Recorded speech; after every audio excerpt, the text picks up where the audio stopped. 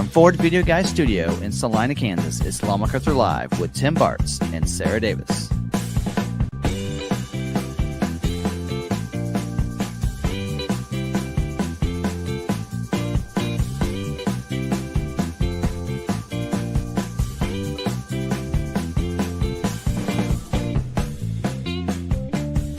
For all the information on ordering and production, Ford news, recalls, debunking all the fake news on social media, and whatever's on their mind, here's your hosts, Tim and Sarah. Welcome in, everybody, to episode 201 of our live stream podcast, whatever you want to call it. Hope you guys are enjoying it now. It is a podcast if you're listening and streaming along. But if you're on YouTube, then you're watching it as a live stream. So that's the difference there. Hope you guys are having a great day. And so I would lower this. I'm telling everybody right now ahead of time, I'll lower this down. But if I can't lower the camera down anymore, because otherwise you would just see all the stuff behind us. That's like the outlets and everything. And so anyway, we'll just leave it as is. We could try.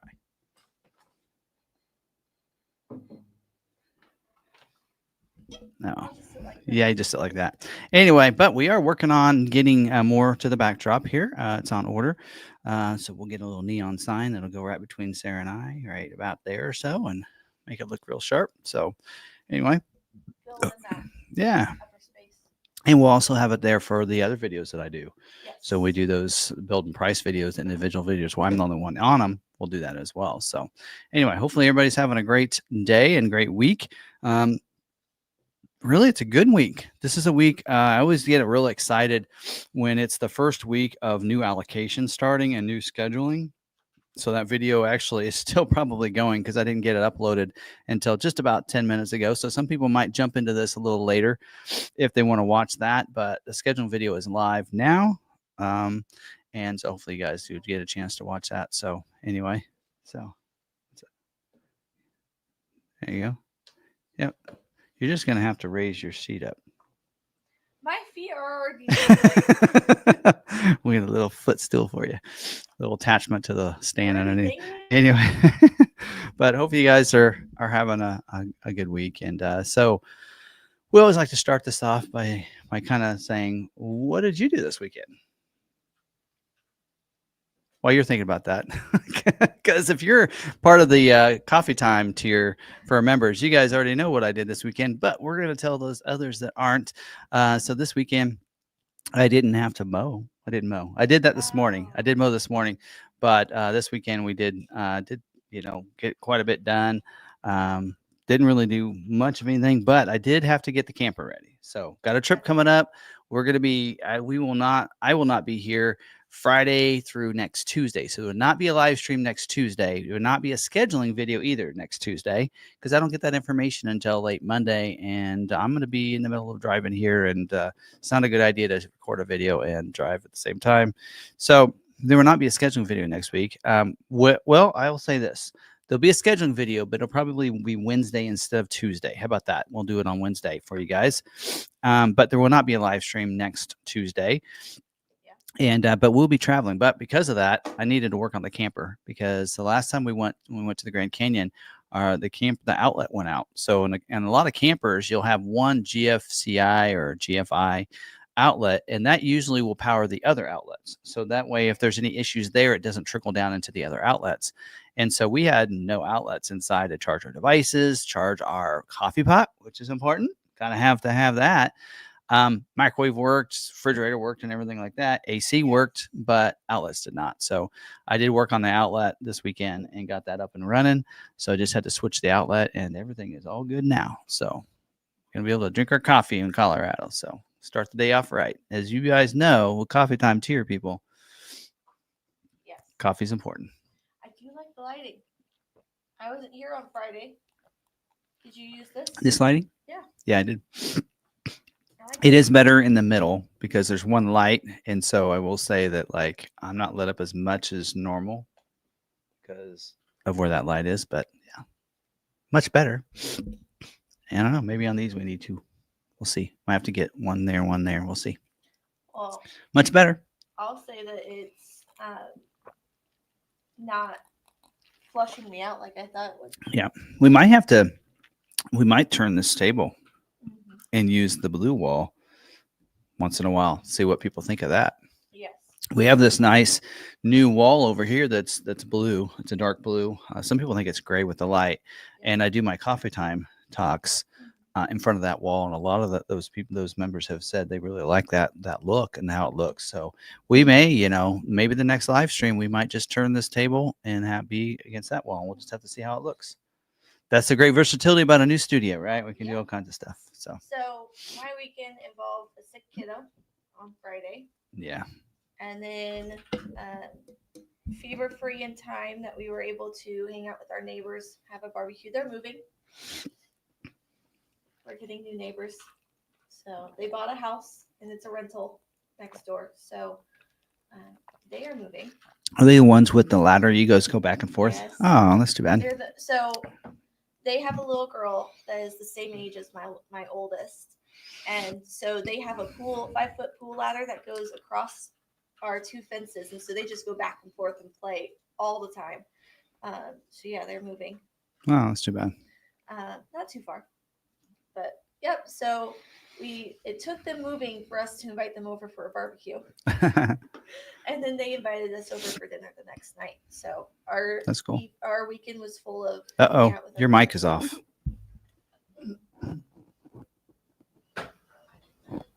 They didn't hear a single thing I said. No.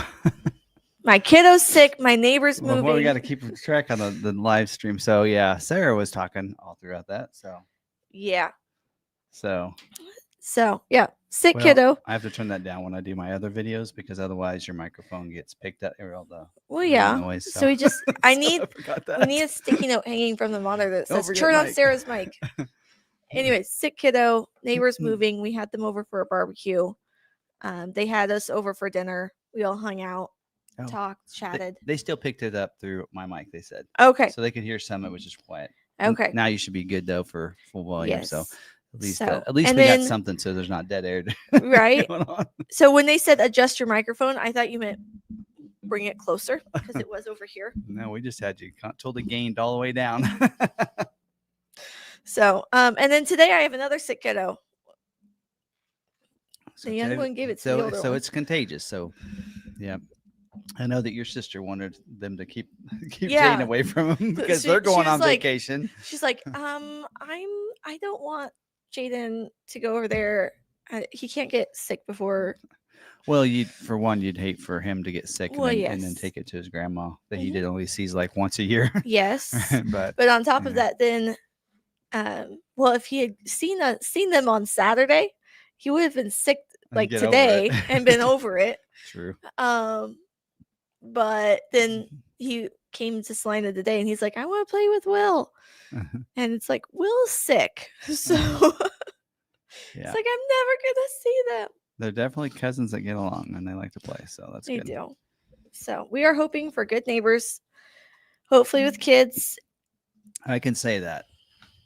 We had a good neighbor and I'm positive. I'm kind to everybody, even my neighbor, but it's not a neighbor that I enjoy. Not a neighbor that I would invite over for a barbecue. I can tell you that. At this point, we have a rental on one side and an abandoned house on the other. So anyway. Yeah. All righty. Well, anyway, for this week, so yes, a big week for scheduling. So we'll get into the scheduling notes in a second. Before we get into that, don't forget to let's go through the slide because I think I cover everything in the slide. See if we can do this smoothly. Make sure you're subscribed. Hit that bell notification so you don't miss any of our videos. They'll get notified of that. Also, if you want to be a member, hit that join button, and you can learn about our 2 different tiers available, a $4.99 tier and a $7.99 coffee time tier, where I basically send you a video every day. So you can do that just by hitting that join button. Now, if you're already a member of one tier and you want to upgrade, you can upgrade to the other tier, coffee time tier, if you'd like to, or downgrade if you want to downgrade. So right through there. And then, of course, all of our content is going to be under that membership tab for all the membership content, I should say, where we do, a weekly live stream. Almost every Friday, we do a lot walk on Thursdays, which will happen this week, but we'll not have a member live.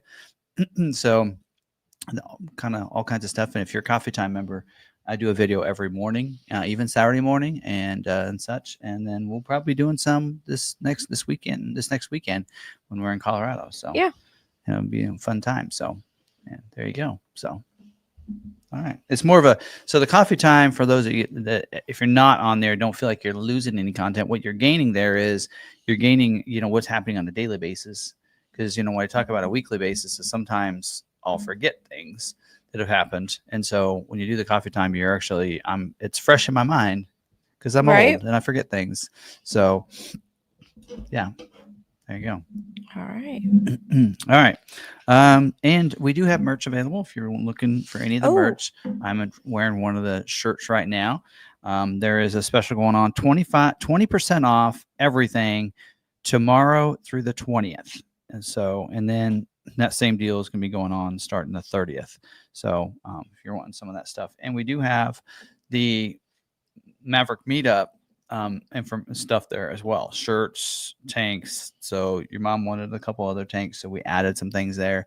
Actually, there's one there. I was like, oh, that's cool. So I added a tie-dye one and some other stuff. So yeah, that's all on there. If you want to purchase that now, you can. Even if you don't come to the event.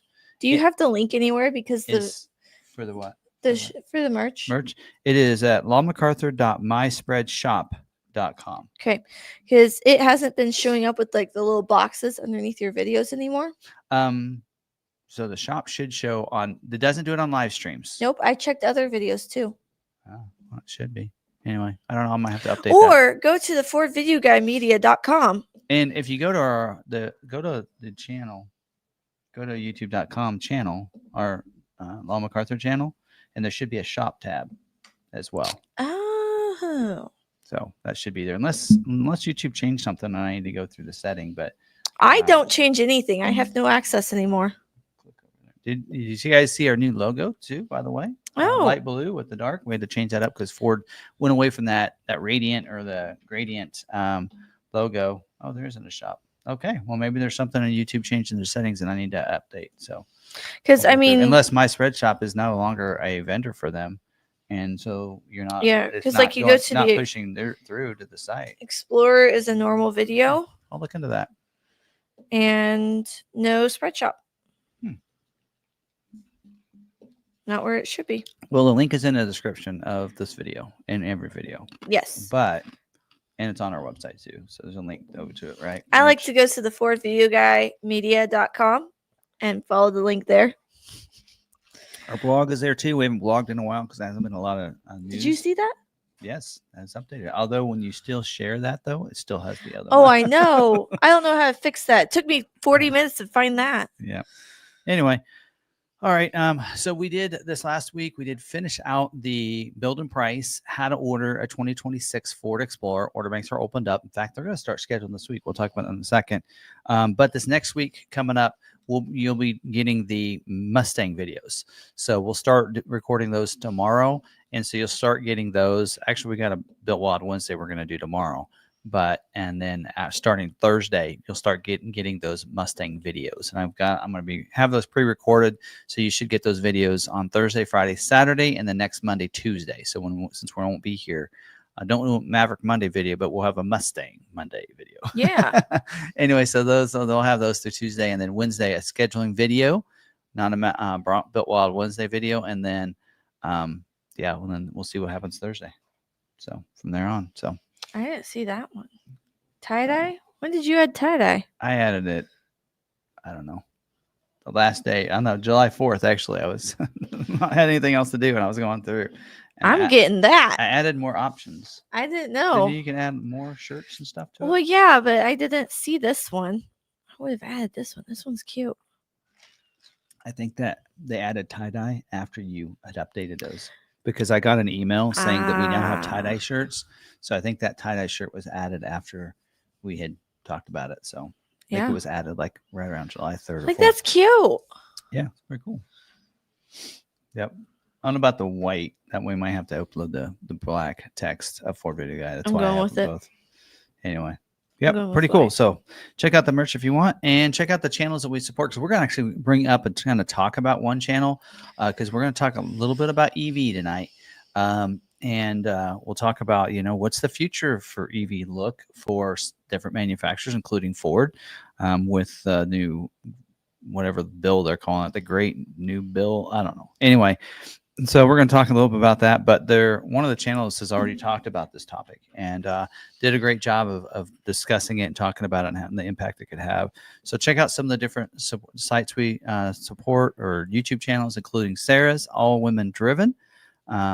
So I listened to the one with Jenna, of course. Jenna yeah. And I have met for a couple of supercells, so we're big followers on Instagram and such. And so I listened to that one. Have you done one after that one? No. So I skipped July 4th week. It was just so busy that week. Yeah. So Andrea Bullard from Rebel Rally is this week. All right. Pretty cool. I found out some interesting news about some of our Melissa.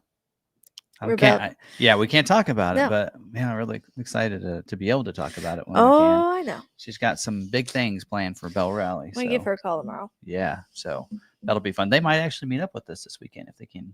That's right. You said they got to get a couple days in of work, but if they can make it work, they might come up and do some off-roading with us, which would be pretty awesome. But anyway, so yeah. Oh, and then turn down for what? That is. Thank you, Kipik. Turn down for what? We're going to talk about them. So Bo family, EV, Jace was on there, and Jace Miller. You can find him on Twitter and X, whatever, and Threads and everything. But yeah, so they talked about that topic. So we'll want to give them a shout out because if you're really into EV and want to stay updated on EV and stuff, you should really kind of follow their podcast. Like I said, turn down for what? WATT. Link is in the show notes, as well as his Bo family EV. I think that's that is to him what my Ford Video Guide channel is for me. Yeah, it's about his travels and their electric vehicle, their Lightning, and just like for me, it's the travels of the Bronco. So anyway, which I need to do a video on that. I actually got one coming on the dash cam as well that I installed. So that I got. So I need to get that video out there. A lot needs to happen in the next couple of days before I leave and enjoy time away and get unplugged, right? You know how I like being unplugged from the phone. So, yep. Don't try to reach me this weekend. I'm going to be off-road and enjoying friends and the scenery. Good times and good scenery. So, have you noticed, even with me, as tall as I can, I'm still a little bit taller than you? I'm just kind of scrunched right now. I know. I'm kind of leaning. So I tend to lean forward. You would have had to. I need to get more relaxed and lean back. All right. Do you have a good dealer moment? While you're thinking of that, people can try to figure out what's in Tim's cup. What's in my cup? What's in my Master's cup that Jack sent me? I have ice in here. You probably figure it out. All right. Members that have been long-time members probably can easily figure out what's in Tim's cup since it is a clear cup. But yeah. Well, they can't sit there and look at it anymore. Nope. They can't. They only get to see it when you pick it up. That's right. It's nice. All right. Good dealer moment? Yep, this is an oldie. Oldie, but wait, you don't. Okay, we'll do that, and then we got to come back to do member shoutouts. All right, so this is an oldie. This is Jarrett Ford of Dade City in Dade City, Florida. Randy was the sales associate. Not sure if they're still there. But they sold him his 22 Ford Maverick EcoBoost Lariat at MSRP. They also honored the trade-in value they quoted for the 2010 Ford Sport Track, even though it took almost 11 months to receive the Maverick. That is not something you hear all the time. It's funny that they traded in the Sport Track on that. Interesting. Yeah. So, all right. There we go. Randy at Jarrett Ford of Dade City. Sport Track for a sport truck. Get a Lobo now. All right. Anyway, all right. We need to do member shout outs. You ready for that? Which is the other perk you get when you're a member of the channel. right. Who else in here? We have Ford enthusiasts. Evening, everyone. All charged up and ready to go for tonight's topic. We have Alan. Evening, all. Hope all is well with everyone. Less than 3 days until we head to Salina. He actually was wondering where you're going to be in Colorado because he's going to be in... Who's that? Alan. He's going to be in Burlington. Burlington. We're going to be down at Buena Vista. So, all right. Gorgeous. It's become our favorite place. Yes. There's a lot of, they have so many trails right around there, but we actually had some people that came that watched our channel that bought a F450 from us. Yeah. Remember Mr. Hancock? Yeah. So he actually has an RV resort down by not too far, I think, from Alamosa, Colorado, which is by the Great Sand Dunes. Oh, yeah. And I said, oh, yeah, I was back down through there. He said, we have some off-road and near us and everything and all that. So I'm like, maybe I'll have to stay at your resort and going down there at some point. So I want to try to do that. So I'm getting his information for that, his RV resort he has down there, and maybe do some off-road down there at some point. So there we go. Maybe that'll be a new favorite.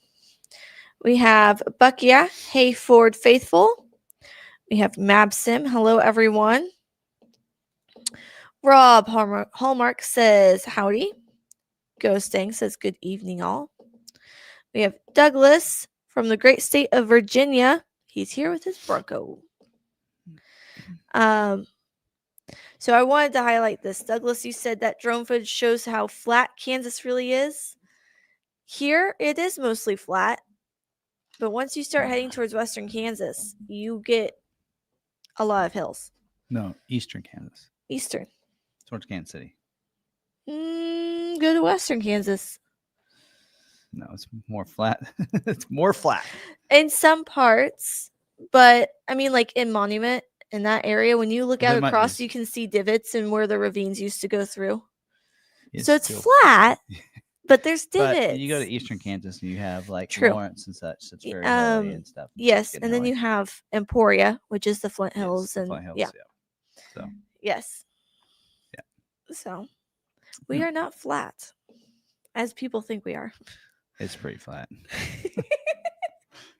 When we have those strong winds. True. All right, we have Mike 52G.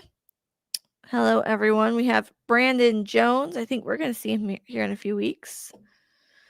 How about a week? Oh, that's right. Only a week. Hope my March gets here in time. All right. We have Brian Foster. Good evening from Southern California, where I will also be on the road until I need to drop at 6 p.m. for soccer practice. Ragnarcon says Pizza Hut. And more California people are just always way behind the rest of us. I wonder why. So, and then we have Ridgeview who says Seltzer is in Tim's cup. He is our moderator and does a wonderful job greeting everyone into our chat. Yep. Let's see. Also, Mike 52G says iced coffee? ? Dr. Pepper. Nope. Here we go. A&W root beer. I don't know. Or root beer. Root beer. Yeah, it's root beer. From LMF Fan DM. All right. All right. Anybody else? Any other shout outs or anything news before we move on? Alan says he will be in Dillon on Monday. So Dillon, Colorado is north of Buena Vista. So a little ways. So yeah. All right. East goes east and west goes west. Yeah. True. Okay. All right. Okay. I did want to shout this one out. Why the new studio? Why the new studio? So we're in a new office in a sense. So the one that we're on was down in the showroom. Very loud, a lot of noise, of course, just like any showroom when you're going to get a vehicle or whatever. A lot of people talk and everything else. very loud area. They hired a couple of sales guys and actually needed some office space. They needed your office. Yeah. So they were thinking, well, where can we, Tim and Sarah really don't need to be necessarily in the showroom, but where could we put them? And so we realized that our conference room was really too big for a conference room because we never used the whole entire conference room. So they split that up, and we're upstairs, which is nice and quiet. Yep. Yeah, we're expanding our sales staff, and so they needed more desks. Yeah, well, but also they gave us a great opportunity to have a studio. Yes, which catered to what we need. Which as much as the channel is done, and it's gotten more and more. We're up to almost 72,000 subscribers and a lot of viewers now, doing a lot more video content than we used to.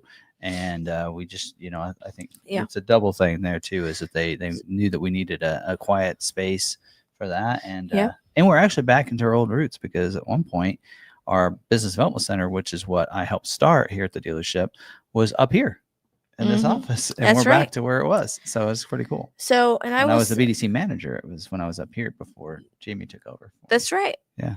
So if you are coming to visit us, don't worry. We are still here at the dealership.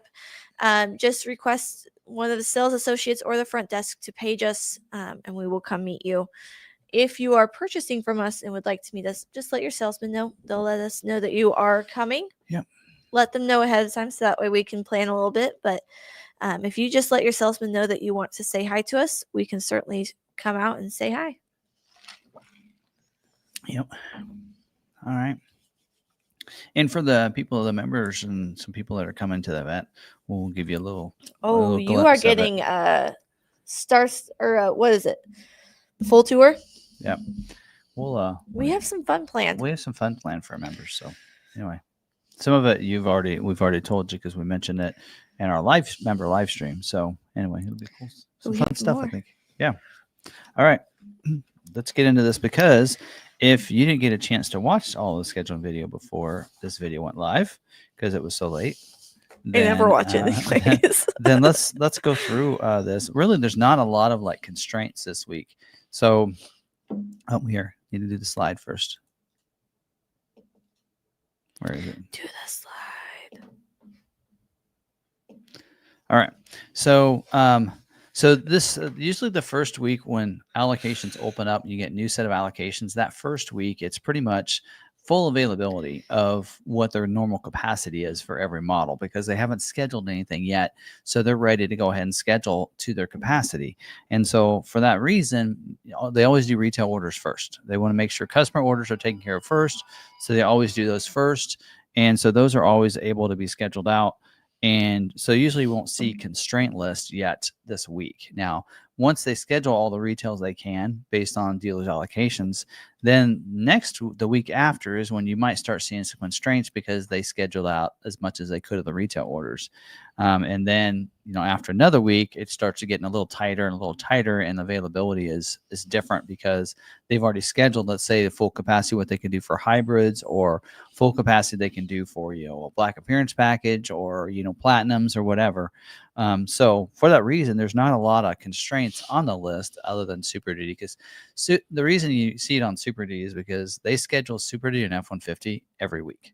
So that's why we see a constraint list almost every week on them, even though this is a new set of allocations, because they will not schedule all of the Super Duties like we have 51 Super Duty allocations.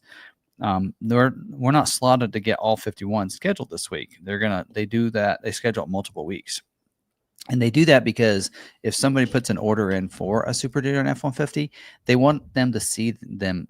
The goal is that they get scheduled within a week for production date. And usually also their production dates aren't 2 months in advance like it is for the other models.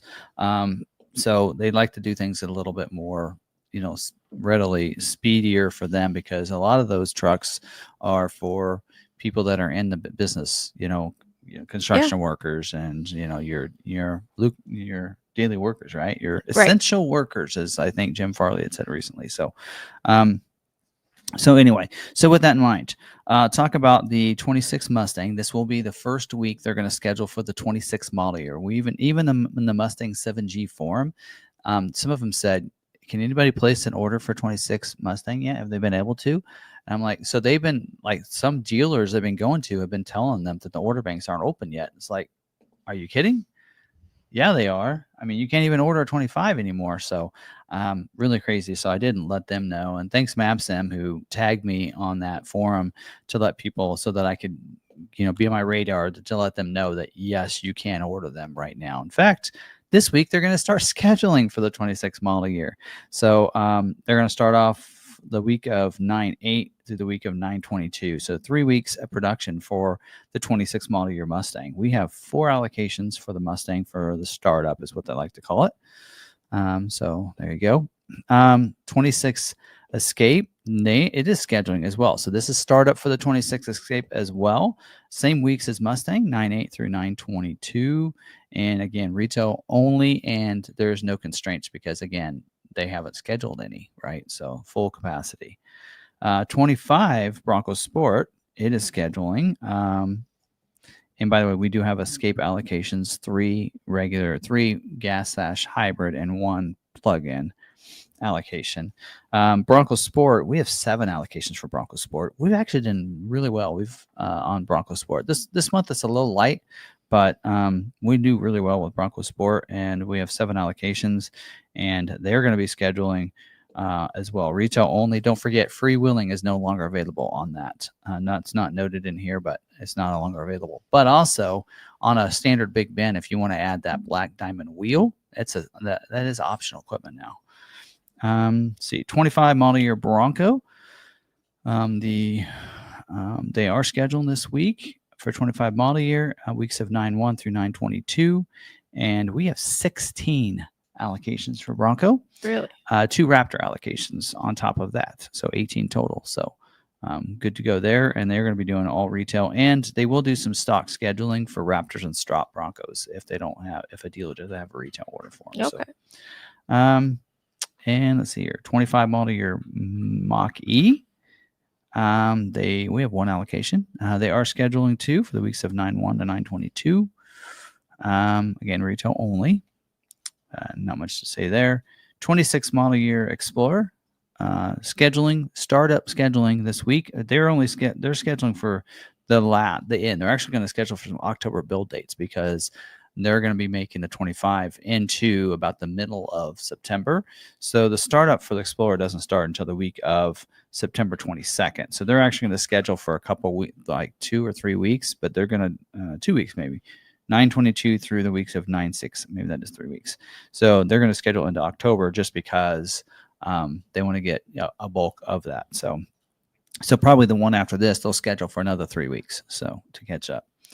And then retail only, of course, for those 8 allocations we have for that. So we're ready to go for startup on that, including we're real excited to get some of those Explorer trimmers in. Yes. So we're gonna have some of the first stock ones. So we have some stock ones scheduled, and we have some customers that also have ordered some trimmers. So that'll be nice. And we ordered a variety, some with and some without the 3.0. So right. that'll be fun.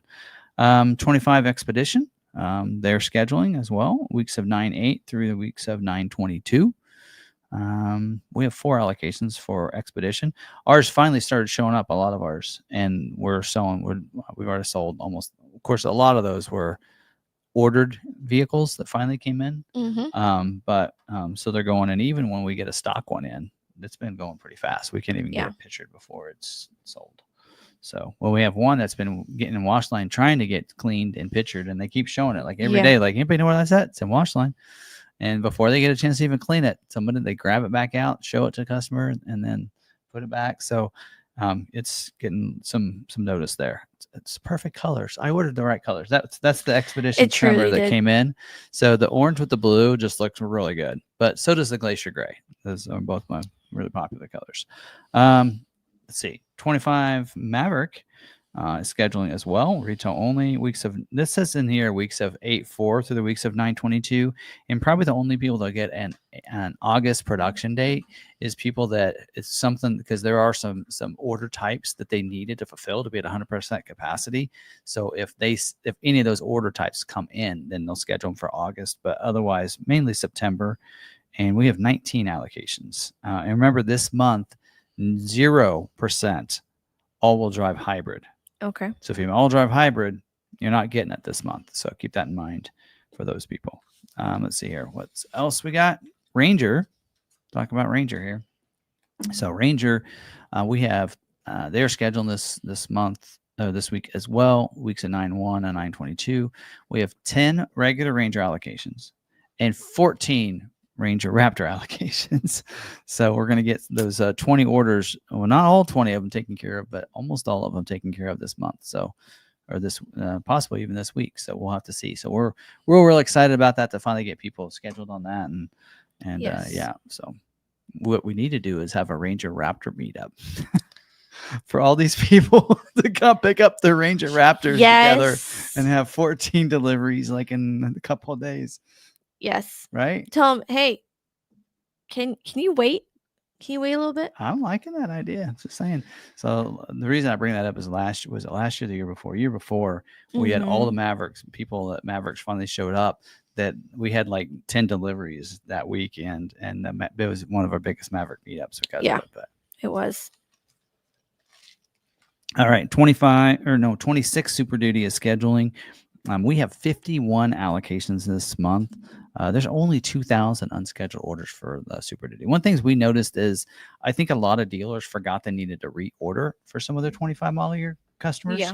And we've had everything scheduled. Like things that were hard before getting scheduled, like Platinum F450s, we're getting scheduled. Platinum Pluses, the high outputs. I mean, we have not, we've had some weird stuff that usually takes a while to schedule, getting scheduled already at the launch. And we've been really happy. So we've been putting in some things that normally we couldn't put in because they weren't scheduling. And we've been putting them in because they've been scheduling. So get those orders in. With only 2,000 unscheduled orders, that means there are not a lot of people putting in orders because they think it's going to be like 25. Well, don't forget, they more than doubled, almost tripled capacity for the F450 for the launch of 26. So anyway, so that's in full ready. So you should be good. I know I mentioned a lot of very limited exhaust availability items, but again, it's, I don't know if you should believe it because they said that last week and we had Platinum 450s getting scheduled, even though they were on the constraint list. So anyway, just throwing that out there. F150, 25 model year, no information yet on whether or not 26 is going to launch or when it's going to launch. We're getting 44 allocations for F150, another allocation for Raptor, and 8 for Lightning. So anyway, no really any constraints on that either. I guess the 5.0 and the extended running board, but Lightning though is more constrained. Very limited exhausted for the Lariat, as well as the standard range battery and the smaller extended range at 123, which is what's going in the Flash. But it looks like to me they're going to try to schedule a lot of Pro versions because Lariat's constrained, so they're trying to schedule Platinums and Pros. So they're now, it used to be you couldn't order a Pro version, which I don't even know if I did a video on the 25 for Pro because you couldn't. There's no building price. You couldn't order a Pro, but now it looks like it's back on the website. Right. So I think it's available for retail again. So so we might have to go back and revisit that. But and then 25 Transit, 0 allocations there, and they are trying to balance out Transit. So they haven't 100%. I thought they were going to do that last week, but they didn't. So there you go. Any questions on scheduling? Yes. Let me answer that one. Let's see. How's Lightning looking this week for scheduling? You went over that? Just did. Okay. Yeah, I mean, it does say exhausted and limited on Lariat as well as the 123 kilowatt battery, which is what's in the Flash. But it's hard to tell. But we'll just have to see. It looks like they're really wanting to schedule Pro, the 131 kilowatt Pros. We'll see. They'll order that, but alrighty. So that was all that I had for that. But is Vol's correct that the first day model year 22 Mavericks were scheduled was 4 years ago today? I don't know. Was it? When did order banks open up for that? First year wasn't it in June or something? Mm-hmm. It was because I ordered mine in July. I remember right about this time back in 22 was when they had that 0% deal going on. We won't see that again. Not even seeing it from right now when all the others, like they're advertising big 000 on almost every model except for Maverick. And well, Ranger doesn't get it either. Neither does Bronco Sport or Bronco. But so there are other models other than Maverick, but at least like most models, even if they don't, they still have good leases available. Did you skip the Bronco scheduling? I don't think so. William didn't hear it. No, I don't think I skipped it. I think I mentioned it. So yeah, Bronco scheduling the weeks of 9/1 to 9/22. Yeah, because I said I had 16 allocations. Remember? Yep. So yeah, I did mention it. There's no constraints on it, so it should be good. There's only 878 unscheduled orders. So, I mean, they can schedule those in a week, easy. So and with that number, I mean, there's no reason they can schedule every manual, everything. So Vols 44 says order banks opened up 6/8 of 21. There you go. Yep. Okay. Any other questions? I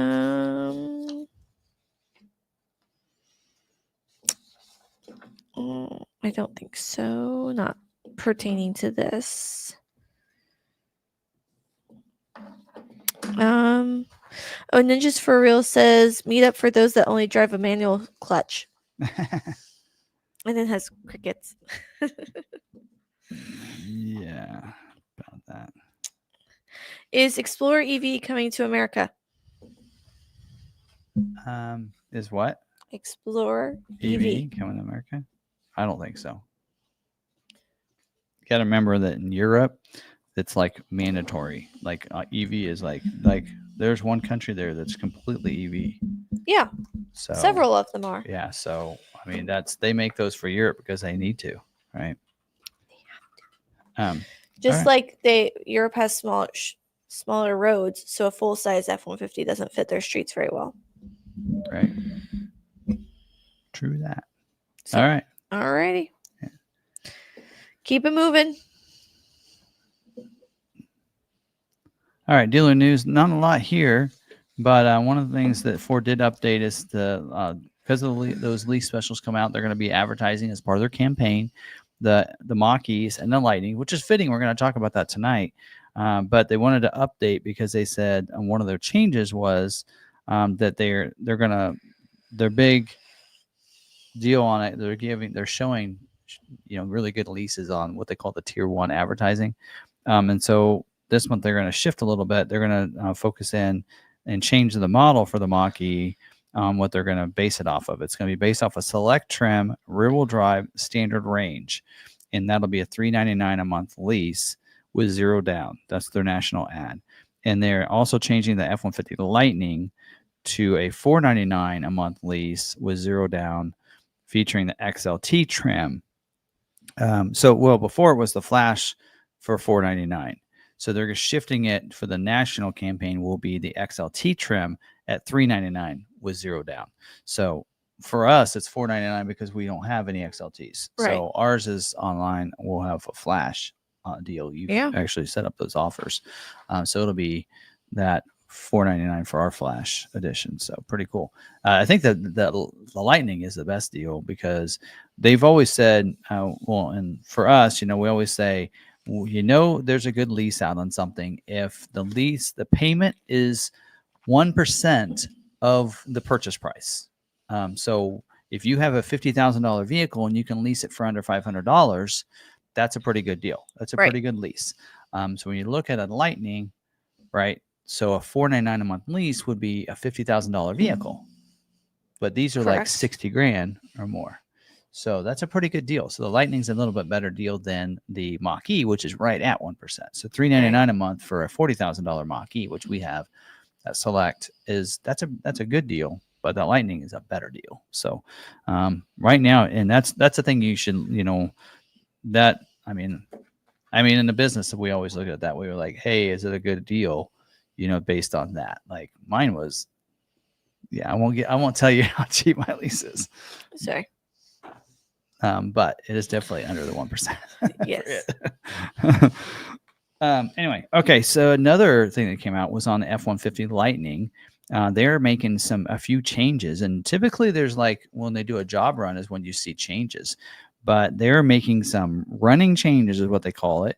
So it says the following changes have been made to certain 25 model year F-150 Lightning vehicles built on or after July 14th, 2025. So basically starting today, there'll be some changes to some of these. So there are some photos in here, which I can't really pop up and share with you, but on the flash, the lower instrument panel accent it says it's changing from vinyl wrapped to crypto gray paint. I got an image in here with the black and white because I've only have a black and white printer. But so the instrument panel, it's the sides. It's on your console. When they call it the instrument panel, it comes across, but it looks like it's on the side of the console. So that'll go from a vinyl wrap to the crypto paint, it says, which looks like it's more of the hard plastic there. Actually, no, there's the flash. Oh, wait. Okay. On the flash, the instrument panel is, looks like it's highlighting is the stuff below the vents. So right below the vents on the instrument panel going across. So that kind of wraps around that. So that will be a crypto gray paint instead of a vinyl wrapped at the bottom. So that's a change on that. Now on the Pro and XLT, it says the Decor Spear. That is that's the section on the side of the console that goes up and meets with the instrument panel. It looks like, according to this, that will change from a molten metal to crypto gray as well. So there you go. And then it says the console rail bead for Pro and XLT will change from chrome to tarnished dark anodized paint. So console rail bead. So anyway, it doesn't show a picture of that. Oh, okay. So going across the instrument panel looks like will be that is what that is. So underneath there, and then on the lariat trim, the media bin door that slides on the console, that's going from Somalia wood film to enhanced black alloy. So sounds like to me they're having some supplier issues on getting some of the things, so they're having to make some changes on the fly. And again, typically you would see a change in the order guide or something, but they don't even have supplies now. They got to make these changes right away. So anyway, so those are some changes to the Lightning. So it's kind of crazy that these are all coming up when we're talking EV, right? Very much so. Tonight. Anyway, other than that, there's not. I meant to go through the dealer news or the order guides because Bronco should be updated this week, but I didn't have a chance to do that today. So, or this week really. So we'll try to get you that information. Anything major we'll put out as a video or something, but or talk about it at some point. Yeah. All right. That's it. Ready for recalls? Excuse me. Yes.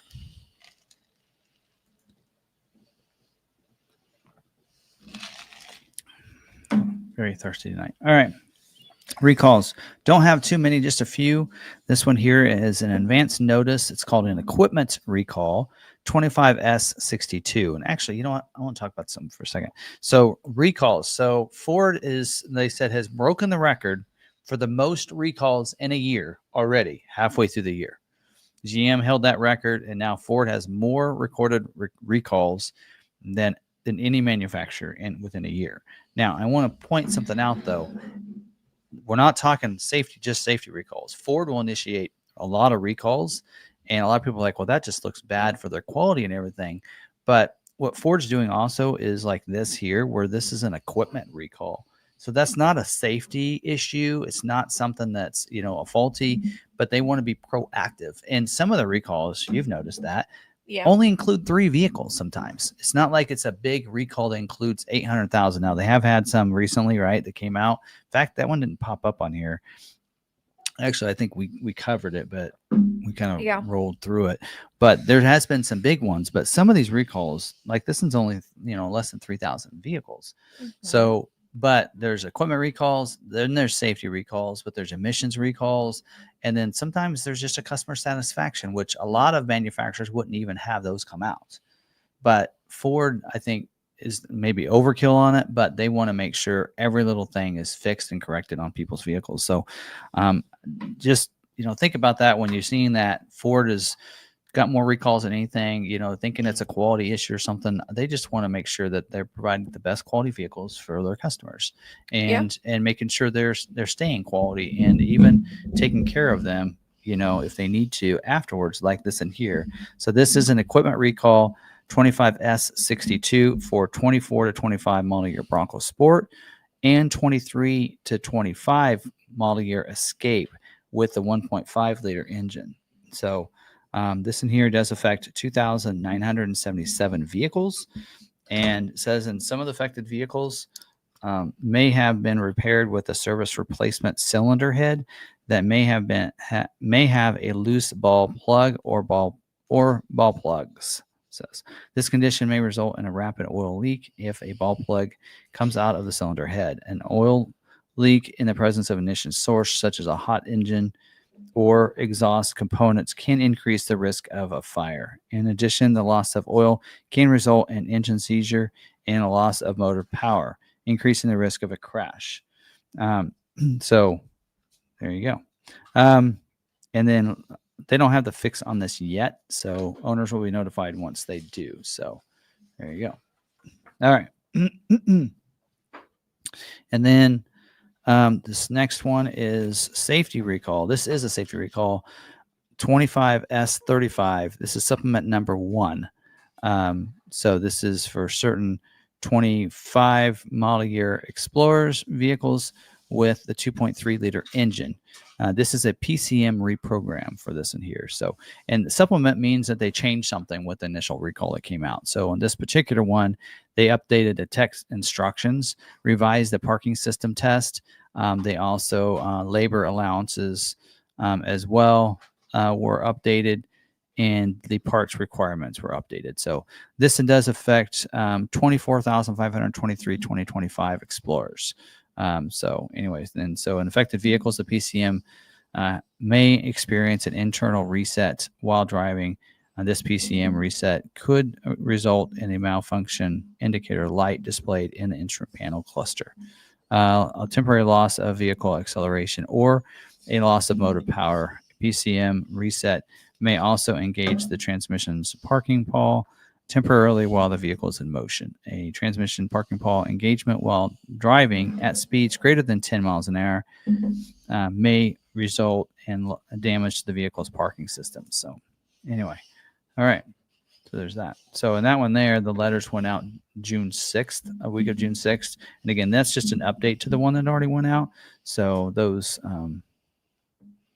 so those, they would have already received that. This is just an update to that. So, all right, this next one is a customer satisfaction program, 25B30.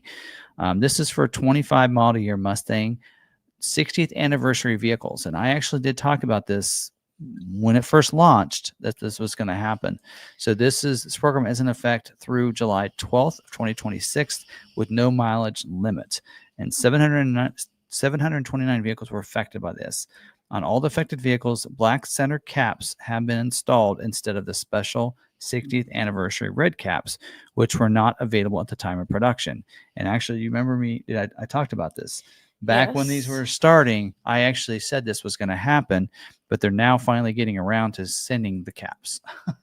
So it does say letters are going out this week to those owners. So they're going to finally get their red center caps. So, but if I were you, I would keep that. Now, if you want to make a collector out of this, if you have one of those early ones, if you have the black caps, people will know that you had an early edition. Now, do the reds look better? Yeah. But having the black ones as well lets people know that you got an early 60th anniversary. Mm-hmm. There's only 729 that got the black center caps instead of the red. Right. So that means you'd be one of the first 729 vehicles 60th anniversary made. Right. Right. That's what, if I were you, I'd at least keep the black ones so you could prove the fact that you had one of the first ones. Anyway, and maybe you probably should keep that recall letter too. Right. Right. Anyway. All right. This next one is Customer Satisfaction Program 25B09 for 24 to 25 model year F-150 vehicles with the floor console gear shift module. This program is in effect through July 31st of 2026 with no mileage limit. This affects 10,549 vehicles, and this is based on a TSB bulletin, TSB 25-2276. That had come out. So it says say Customer Satisfaction Program 25B09 will be closed automatically if repairs for this TSB are claimed. So and all affected vehicles, the GSM, so say what that is. The gear shift module may experience a malfunction in the floor console. GSM shifter may be unable to stow or unstow when the gear shift stow button is pressed, and an illuminated wrench light will be displayed on the instrument cluster. So these are the gear shifts that will actually fold down into the console. Right. So the vehicle may be inoperable if the shifter is in the stowed position while the malfunction occurs. If the shifter is not in the stowed position when the malfunction occurs, the customer will still be able to drive the vehicle and may observe a wrench light in the instrument panel cluster. So that just won't allow you to stow it after that, right? So, and letters are going to go out next week to those owners about that. So the recall fix is out for that one. Well, the TSB, right? All right, this next one is Customer Satisfaction 25B24. Supplement number 1, and that again, that means it's an update. So the original Customer Satisfaction Program came out May 28th, and this and here what they updated on this is for 23, 24, 25 model year Ford E-Transits. And this in here, step 2, directing to charge the 12-volt battery before testing has been removed from the technical instructions. So they updated the instructions on this. So for this in here, so 6,857 vehicles are affected by that. And this in here, basically the customer's vehicle may not start due to a depleted 12-volt battery. This issue may occur after the vehicle has been parked for an extended period of time. So anyway, there you go. And that one, letters went out the week of the 16th of June. So there you go. All right, that's it. Again, almost all of those. There's only one safety recall. The rest of them were like customer satisfaction programs, right? Yep. So, anyway, there's that. All right. Any questions, concerns, comments? Not on that. All right.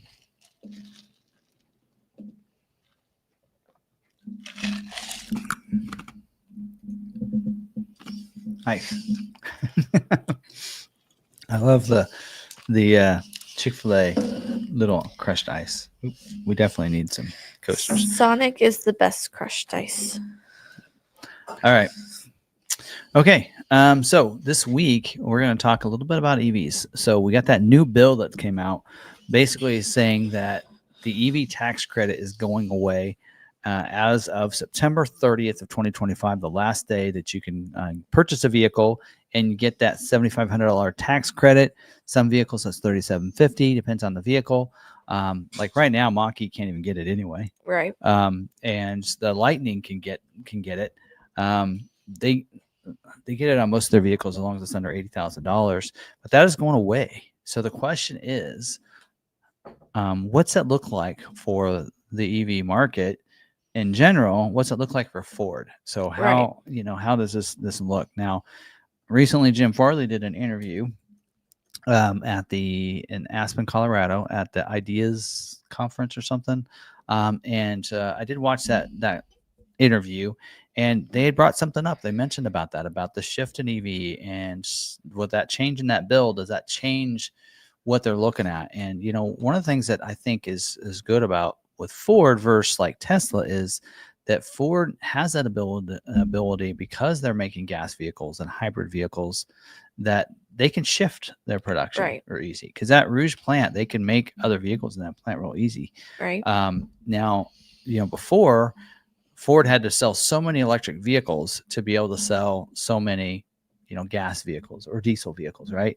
So EV was very important to Ford so that they could build Super Duties, which was their their bread and butter, Super Duties and F-150s, right? That was our market. We dominate the Super Duty and F-150 market, and we couldn't lose that. Like you saw GM, that happened to GM last year, I think, where they didn't sell enough electric vehicles, so they were penalized. So they weren't able to manufacture or sell enough their Super Duties. Right. And whereas Ford, that didn't happen because our F-150 Lightning and Mach-E sales, exceeded that enough that, and I think another thing that helped with that is Maverick Hybrid, because it's all not necessarily that it has to be electric vehicles. You just have to keep your, everything down. So by having hybrid was important. So now Ford is number 2 in electric sales next to Tesla. Right. Total as a manufacturer. Number 1 electric truck sales though with the Lightning. Yeah. Beat Tesla and then Tesla truck and Rivian and everything else. But also something he mentioned I didn't think about was how do we rank in hybrid technology? Yeah. And we're number 3 to Honda and Toyota, which is no surprise that they sell more hybrids. And so I think, what they're saying is that they want to sell to what the customers want, give them what they want and help them. And I think they still see that, electric vehicles could still be really big in the commercial industry. They really want to focus in on pro version. And I think that's a big one too, is that the business owners, the construction, the workers, essential workers and that kind of stuff, selling to them, hybrid vehicles, even like your F-150 hybrid. Now they'll tell you that, they sell more hybrid trucks than anybody else. Well, nobody else really sells a hybrid truck. Right. Right. I mean, when you add Maverick to that, if you want to consider it a truck, and some people will maybe say it's not, but if you consider that in there, you consider the Maverick hybrid with the F-150 hybrid, then yes, they outsell everybody. And they say that's a big one. But I know on Ford, they were throwing money in at the F-150 hybrid to help it sell. Because there's if you look at the incentives on that, you get a $2,000 discount for an F-150 hybrid. You basically get the hybrid technology for free. But what they had saying is that what people really wanted and what the F-150 Lightning brings and that hybrid brings is not necessarily just that it's an electric vehicle, but it brings a connectivity. It brings the power how you want to use it. That Pro Power on board, they said, really is what drives that truck, being able to plug into a house that's out of electricity when the power goes out and power a house for 5 days. Right. And be able to do that with, and even longer probably in a hybrid vehicle. Right. Because now once it runs out of gas, right, then you're kind of stuck. But all you got to do is unplug it for a little bit, go down to the gas station, fill it up, come back, and now you're powering it for another 5 more days. Right. And so that's why I think the hybrid is going to be still really big for them. But that is the question, is where, what do people need? And there are enough people that I think there are some people that would buy an electric vehicle even without the tax credit. Right. And that is evident because we're still selling Mach-E's without the tax credit, because Mach-E has not had it the whole year. So they have not had 25 model year, did not get the tax credit. So, but people are still buying the Mach-E, that's only time will tell. But I really think hybrid is I think we need to focus more on hybrid. Right. And less on, not necessarily less on electric vehicles, but give them what they want. Now, where I think this is going to hurt more than anything is I think it's going to hurt Tesla more than anything, because they don't have, they're banking on that, getting that credit back. Right. And will they be able to sell their vehicles as cheap as they are without that tax credit? Because a lot of their big advertisement is, here's what it's going to cost with the tax credit. When they don't have that, that just, their advertising now goes up $7,000, right? Right. So I think that's a big kick, a big key there. We'll just have to see, but I mean, I think that I think Ford is positioned well, because again, they can easily shift one way or another, because they're not fully 100% into EV, and they didn't go that route. When a lot of them are like, hey, we're going to be 100% EV by this time or that time. Ford didn't do that. And I think that was key to that as well. But so anyway, so I don't know. I'd love to see what people think and the people in the group. I don't know how many people are online here. We've got 60 people. But what do you guys think? I know that. Go ahead and highlight some of the comments that you have on this, Sarah.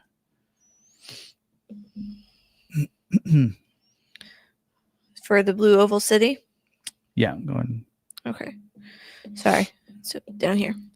What does it mean for Blue Oval City that they have been building in Stanton, Tennessee, right outside of Memphis? So one of the things that I think Jim Farley had mentioned was that, they're working on production of batteries. Now they're going to make a vehicle. Now he did bring up the fact that they still plan to make an electric vehicle that we haven't seen. And right. They said we're hoping to share it. They're hoping to share it soon. Mm-hmm. So I'm really looking forward to seeing what they're coming. But he said their big thing is we have to be able to provide a $30,000 electric vehicle. So that is what's supposed to be being built at the Blue Oval City, I think. Right. Is that $30,000 electric vehicle? Whatever it looks like, I don't know if it's going to be an SUV, what it's going to be. I thought they said it's going to be a little truck, but sorry, I think I'm over. But that's what's we're still waiting to see, what that's going to look like. But I don't think so, because they also mentioned that these plants, because they got a battery plant in Michigan too. Right. So, but they said that battery plant can do more than just produce vehicles. So they can make other power plants and make other power facilities and other things. Kind of like they did during COVID when they made those aerator masks and stuff, right? Yeah. They shifted. They were able to just produce things, right? Mass produce things. And so he mentioned that too. And he mentioned power management being able to be done. Not necessarily power management for EVs. Right. But remember that these electric batteries are going in hybrids and plug-in hybrids. Right. What I would love to see is them to focus more, instead of putting these big batteries in electric vehicles, how about putting smaller batteries into an F-150? And why not making a plug-in F-150? Yes. I mean, we have a hybrid now, but why couldn't you put, let's say you make the, instead of 131 or 123 or even a 91 kilowatt battery into an F-150, put a 50 kilowatt, put a 40 kilowatt that allows me to go 40, 50 miles, on a charge and be able to do all the commuting I need to, just like an Escape can now. Yeah. Right.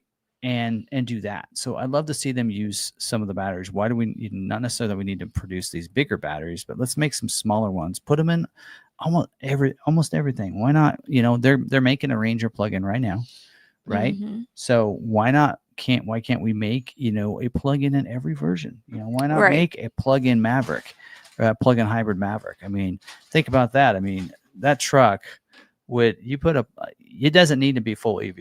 Right. You put a plug-in hybrid into a Maverick, right? And that thing, you could do all the commuting you want to in a day, right? Yeah. And then you can go out of town and don't worry about whether or not you need to find a plug-in or a charger or whatever. Mm-hmm. I mean, I'd like to see Ford get more into plug-in. We had it with, you have a C-Max. Yes. They had plug-in C-Max. They had a plug-in Fusion. They had more plug-in versions. Let's dive more into that technology instead of focusing 100% on EV. I like the mach-e. Yeah. And I was talking to somebody that came over to the house last night, and I was talking about it and said, you know what, as a commuter vehicle and if you have a family of two, there is no reason why one of those vehicles could not just be a full electric vehicle. Yeah. So, if I didn't need the Bronco to go off-road and everything, right, then the Mach-E would be what I'd be driving every day. Right. It's a great vehicle, and I can just drive it, and, I can drive all week easily. Mm-hmm. Like for me in Salina, Kansas, Jeff hasn't plugged in for like a week. Right. But are there higher insurance costs, higher taxes, things like that? I will say this, our tax is higher on an EV than it is on our gas vehicles. Right. Which I think is wrong. And I think that needs to be looked at. You're contributing to something good, but they're taxing more because you're not paying tax on gas. Yep. So they're like, we have to get our tax somehow. Well, and since they're not okay, so most people you get taxed at the pump. Well, you can't put a gas pump in. Some farmers have them, but you can't put a gas pump at your house like you can plug it into your house. Right. But you're paying taxes on that energy. Yeah. Well, you know, somebody had said, and I think it was, it might have been Jace Miller, but I follow him on Twitter and such. But what if it was reversed? What if electric vehicles came first? Right? And they were like they are now, where you could plug in at home and there was chargers on the highways like there are right now. Mm-hmm. And that's what we were used to, right? Which it could have been real easy being the other way around, being all electric. And then they decided, hey, we're going to come out with this gas vehicle that's going to produce these fumes in the air and everything. And you can't fill it up at home like you can your electric vehicle. You have to go to a gas station and fill up. We would have thought that was crazy if it was reversed. I would absolutely love an electric vehicle or a plug-in hybrid. I hate going to the gas station. Do you know how often I'm at 0 when I get to the gas station, or like 1 or 2? So almost every single time I go to fill up, I'm at 0 or 1 or 2. That happened to me. I had to get that Bronco to fill up. I went to a gas station and it was after midnight because I was going to pick up your sister, and the gas pump wasn't working because they had closed. And so I was like, I can't get gas. Okay. So then I'm like, all right, well then I'll just get it in the morning. And then I was down to like 10 miles to empty. And right. But on our electric vehicle, I just get home and plug it in. Like, it'd be so more. Have you seen the people? Maybe you haven't seen this trend yet. They're creating businesses to fuel your car at home. So you know how we have that portable fuel pump, so we can fuel up the cars on the lot without taking them over to the gas station. Yeah. It's that, but you pay for a subscription, so they come and fill up your tank every so often. So like the first few times, they gauge to see how long it takes you to empty your tank, and then from then on, every so often they come out and they fill up your tank for you for a fee. Yeah. Like, convenience. Like, people are wanting more convenience now. Like, the electric vehicle is the end all of convenience. Yeah. Yep. I was just looking at some of the comments. So Ford enthusiast, he's got a mach-e. He's also got a Bronco Sport. So they said they love their mach-e. I work remote 2 days. The other 3 days I drive to work. The weekend is for fun with the Bronco, while the mach-e charges at home. So, so we of course, Jeff has got a mach-e and I have a mach-e. And so he will actually, because I don't drive my mach-e much because of the Bronco, which is crazy because I should be driving it every day to work. Right. But he'll drive his mach-e, and he doesn't have he lives in an apartment. Right. So now there are, like, again, I always tell people, I said, it doesn't work for everybody. Right. EVs doesn't work for everybody. Like if he actually was living in an apartment and he didn't have anybody like us to come charge at, or he didn't want to go to a charger because he doesn't want to pay the big prices of going to a charger, which he could do, but he doesn't want to. So what he does is he drives for like 5-6 days, and he comes, plugs his into our house, and he can, if I had a level 2 charger, he could sit there, do his laundry, whatever at the house, and then fully charge up and be able to leave in a couple hours. But we don't have that set up. Right. We use the 110 outlet still. I mean, believe it or not, I just trickle charge ours, and within 24 hours, it's fully charged. Right. And so he'll just drive yours for a few days. He'll just drive mine. Like, he just got into it today, I noticed. And he'll drive my mach-e, and his is plugged in at our house, and he'll plug in and charge. Now, I will say, taking an EV on a road trip or doing something like that once is not enough. You need to do it once, learn from it, and try it again. Because we did it that one time, and if my experience had been off of that first time, I'd say no EV. I'm done.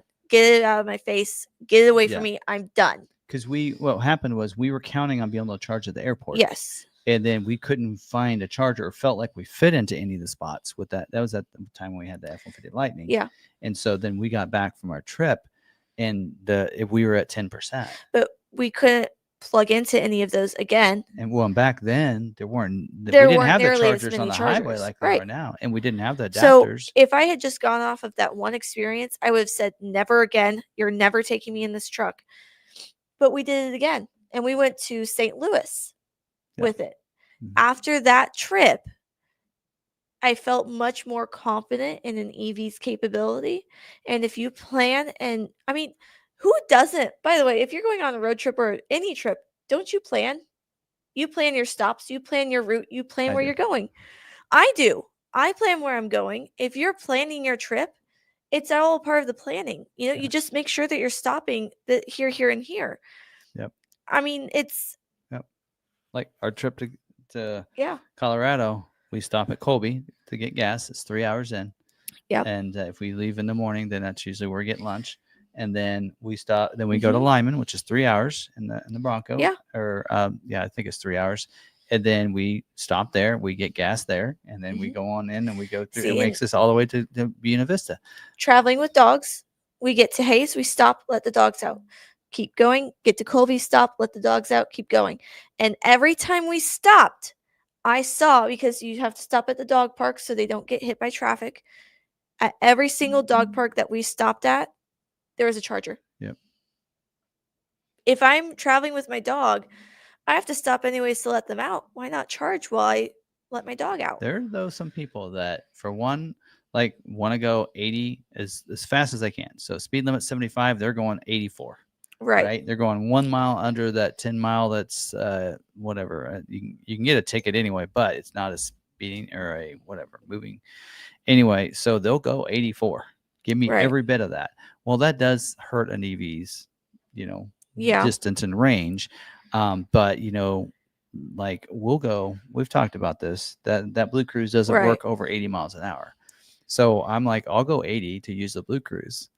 And what's the difference between 80 and 82 when you're driving an hour or two? Right. It's 2 minutes.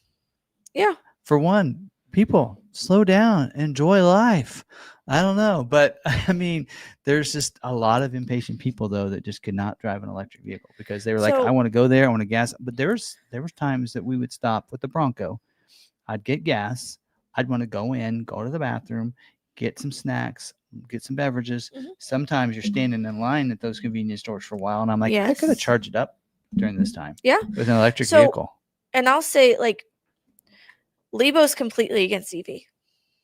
But that's from his experience of our experiences. The first time. Well, note that not just that first time, even this last one, when we went to Florida and came back, he was expecting us. I was like, okay, we've got to the car, or we're off the tarmac. Now we're at the car. Now we're headed out. So he looked up how long it would take to get from the airport to our house. And he's like, okay, this is how long it is. And he set a timer for the kids of when I would be home. But here's the thing. He didn't take in the time to, the argument was that we had to stop to charge. I'm like, but we would have had to stop to do this, to get gas and food. And he's like, well, I didn't. And I didn't communicate. There, but we would have gotten gas on the way back. I didn't communicate that we were getting lunch on the road. So he was like, oh, I didn't realize you were stopping for lunch. I said, yes. So, you have to take that into account. So he's against EV, but that's because it seems like it takes us longer to get home than if we were driving a regular vehicle. Like I said, it's not for everybody. But there are a lot of people that it's the second vehicle, not the main vehicle. It's not the one they take on trips. No. It's the one that they only charge at home. There are a lot of people that just charge at home. Right. I've told Lebo, I'm like, hey, if we get the chance, I want to buy an EV vehicle. I want to put solar panels on our roof. I want to be able to power our house with those solar panels, power our car, and he's on board for a plug-in hybrid. We almost bought a plug-in hybrid. Another thing that people don't always consider either about electric vehicles that's really nice, the maintenance. The lack of maintenance, gosh. Right? Jeff did not, because you're supposed to do a 10,000 mile maintenance, and basically the reason for that is to rotate the tires, and it's also about and also checking the fluids. But you can check your own fluids, right? Anybody can check how much washer fluid you have, but rotate the tires. And so I actually had asked the techs, I said, do we he didn't get to 10,000 miles until a year and a half. So a year and a half before he went into the service department and it was actually to do a recall. Right. So we said, well, while we're at it, just rotate the tires, and he filled up the washer fluid that was out. But his washer fluid didn't run out for a year and a half, though. So, I mean, so really he didn't need to do it. Now, I asked, I said, well, should he do it every 6 months or 10,000? He said, no, because the reason we do that in gas vehicles is the oil, the life of the oil, erosion, right? Yeah. Corrosion, but on an electric vehicle, you don't have that. The maintenance is one of the things that, some people start this way. They start with their lawnmowers. Electric lawnmowers, electric weed eaters, right? What maintenance do you have cost of that versus another? Like I said, I wanted to get a electric riding lawnmower. Why? Yeah. Because I don't have to worry about oil filters, fuel filters. I don't have to worry about oil changes. I don't have to worry about any of that. The blades I got to worry about, and maybe the tires. Right. And that is it. In electric vehicles, it's the same way. If you manage your batteries well and don't ruin them by leaving them outside in the cold, then they will. It'll last for a long time. You don't have to worry about all that cost like you do on a gas vehicle or gas mower. Well, that relates back to a gas vehicle. That is kind of nice. I will say we have an electric. What is it? Chainsaw. We have an electric chainsaw and an electric leaf blower. Lee was like, "This is so nice because I don't have to worry about gas. I don't have to worry about this. I don't have to worry about that. There's so much less to do with it." So I think if I really got him on that track, I could convert him. I feel like one trip in an EV, he'd be like, let's do it.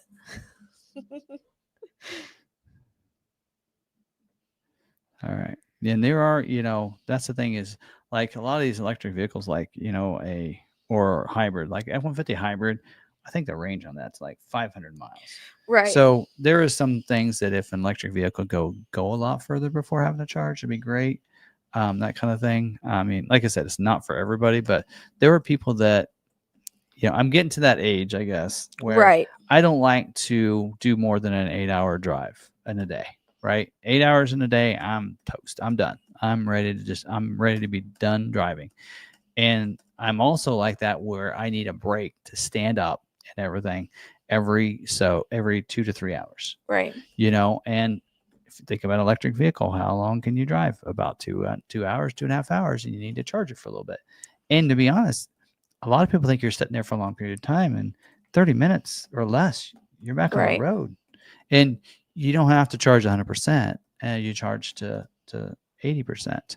And then, so I guess it depends on there are people out there that can just sit in the driver's seat and drive for 10, 12 hours. Right. And they don't want to stop and get gas or whatever. And I'm like, my bladder can't handle that. No. What the heck are you doing? But then some people are like, well, but then if I do need to go to the bathroom or get gas, I can do it in 5 minutes. I said, no, you can't. I've timed it. In the Bronco, it takes 5 minutes to fill it up at least. Right. And I'm sorry, but it takes at least another 5 minutes to go to the bathroom. And I can't make up my mind evidently with Pop because that takes about 5 minutes. I mean, usually when we stop, it's a 10, 15 minutes for us to get gas, go to the bathroom. And then if you stop at a Buc-ee's, forget it. It's an hour. Try going. My car cannot go by a Buc-ee's. I'm like, oh crap, there's a Buc-ee's on the way there. There's an hour lost right there. You also know all of your vehicles come with the what is it? The donut. The donut. Donut navigation. Yeah, if it's daylight or a Krispy Kreme donut and the light is on, the car just pulls in, takes over. Yeah. Talk about autonomous driving. So he has a question. Why? Unless you have a 5-mile commute to walk or to work like I do, or maybe 20-mile max, what is the draw? So when you're looking at the newer EVs like a mach-e, what's your range? 320. And that's extended, right? Yes, that's extended range. What's a standard range? Standard range is 280, I think. Okay, so if you have 280 miles, that's a lot. So my brother, Jeff, that you've been talking about, he's got a standard range. He has a standard range. So he can drive at least a week without at least a week. Now my brother-in-law also has a mach-e. He is in Lindsborg. Is that what, 20 miles, 30 miles? 15 to 20. 15 to 20 miles. He also drops off his kids, and he has to pick them up from school, and he has to do all of that. He charges once daily. Now that he has the charger at home, he plugs in when he gets home at night, takes it off in the morning. He's fine. But you leave with a full charge. Right. Every day. He stopped plugging in. Now that he's moved into his new house, he stopped plugging in down there. So he's plugging, well, his kids are now in town. So, but anyways, he's, going to and from Lindsborg. And he could do all of it in one day without a problem. Yeah. So, I mean, if I get, if you're on a trickle charger, it would be hard, to do that without, constantly having it on the charger. But like I said, it's not for everybody. It's not. And I think that if it's right for some people, the tax credit may not be a deterrent. Correct. Right. And the cost is getting much better. So one of the things that I didn't realize Jim Farley had mentioned in that interview was that the LFP batteries, not only are they're cheaper to make, but they're safer. They're safer for vehicles. So you get less risk of catching fire, like lithium ion is. So it's cheaper. It's less susceptible to the cold and to the inclement weather. And that's what they're going to be building at that battery park in Michigan, is that LFP battery. So, there you go. I mean, so that really helps out as well with some of that. So, yeah. And I don't know. Yeah. And those are usually right now standard range. I'm not sure why they can't make an LFP as an extended longer range.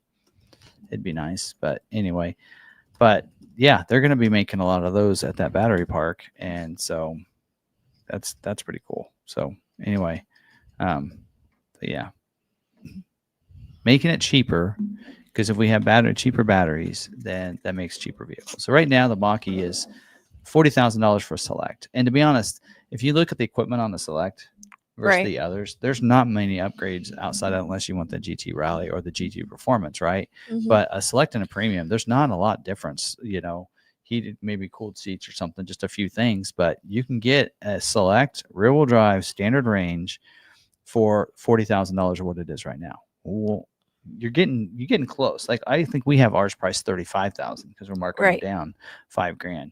But if they can, you're getting close to that $30,000 range. And when you think about it, why does the Maverick sell so well? For one, you can get a hybrid vehicle for under $30,000 that can go 40 miles to the gallon.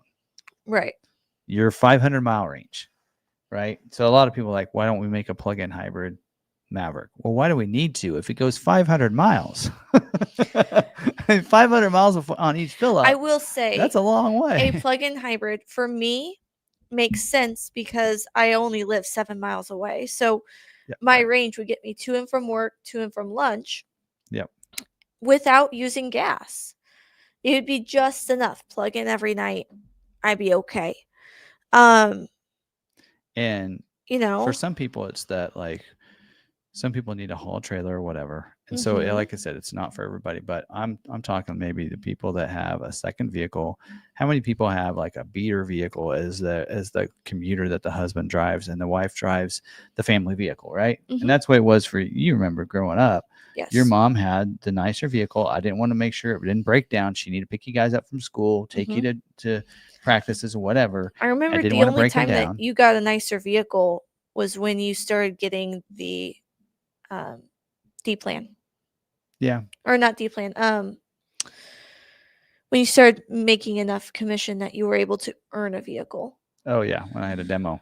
Yes, that's what it is, a demo. Yeah.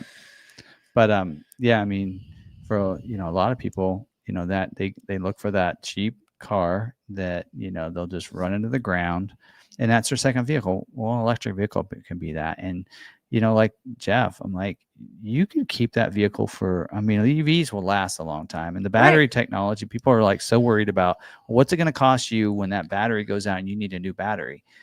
I mean, for one, those batteries are lasting a lot longer than people are giving them credit for. And actually, I think the best buy is maybe not getting a new EV, but find a used EV. That is something that people aren't talking about. Go out and get a used EV that has some miles on it, because you don't really need to worry about the degradation of the battery.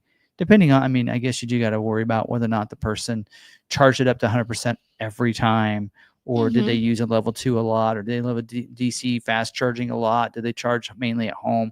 I guess you don't know that for sure, but man, the best buy is to get a used EV for under 20 grand, right? Yeah. And those things you could just you could drive that for years. I mean, there's still a lot of old Teslas on the road.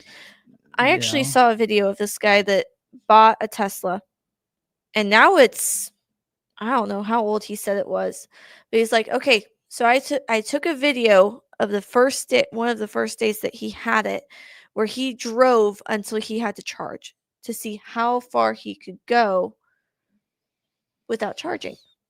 So he did it again after like 10 years or something to see how degraded that battery was. I think he lost maybe 15% efficiency in 10 years. So, and now we have better batteries. Yeah.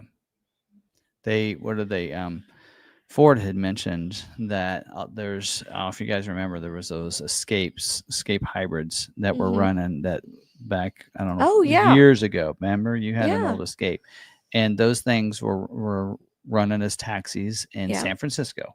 Yeah. And they mentioned a lot of them had 400,000 miles on them, and the batteries were still at like 90% of their capacity, what they were new. Yeah. And they've changed the seats out in them because you used them as taxis for like 3 times, but they've never had to replace the battery in those. And they're still running strong and still great vehicles. So the batteries are more dependable than you think. Now the LFPs will be even. And with the newer batteries, it won't be the full battery that goes bad. It'll be cells. And you can replace. So you can replace certain parts of the battery. So it would be pretty rare for the entire battery to go bad. Yeah. Unless it caught fire. Like I said, but for me, like I told them, I says, why am I now, like, for me, I'm like, okay, I wish I hadn't gotten the mach-e, and it's for a different reason. It's because the Expedition is our daily driver. We need 3 rows of seats. Right. We need that extended length and everything for grandkids, for family. There's been times where we've had 8 people in that vehicle. That is our family vehicle. We take that out of town. The Bronco is our fun vehicle that we go off-roading with.